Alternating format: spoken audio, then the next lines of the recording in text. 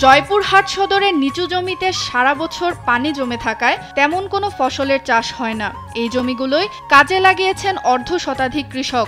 শুধুমাত্র নিজ মেধা ও উদ্যোগে এবার জমিতে তারা চাষ করেছেন পুষ্টিগুণে ভরপুর পানিফল। এ ফল চাষে খরচও একেবারে কম। প্রথমে অল্প জমিতে চাষ শুরু করলেও লাভ বেশি হয় ধীরে ধীরে ছড়িয়ে পড়ছে এ চাষ।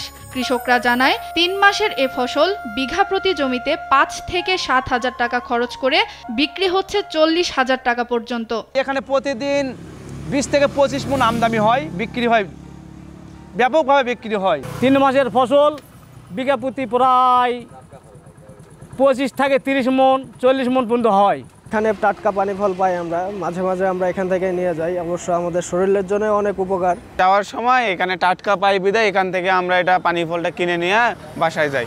এবার জেলায় প্রায় ৩০ হেক্টর জমিতে পানি ফলের চাষ হয়েছে। কৃষকদের সহযোগিতার আশ্বাস কৃষি বিভাগের।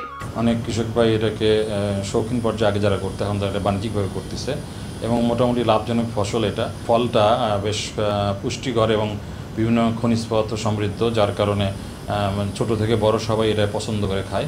পতিত নিচু জমি ফেলে না রেখে পানি ফল চাষ করলে গ্রামীণ অর্থনীতিতে ভূমিকা রাখবে, এমনটাই বলছেন স্থানীয়রা।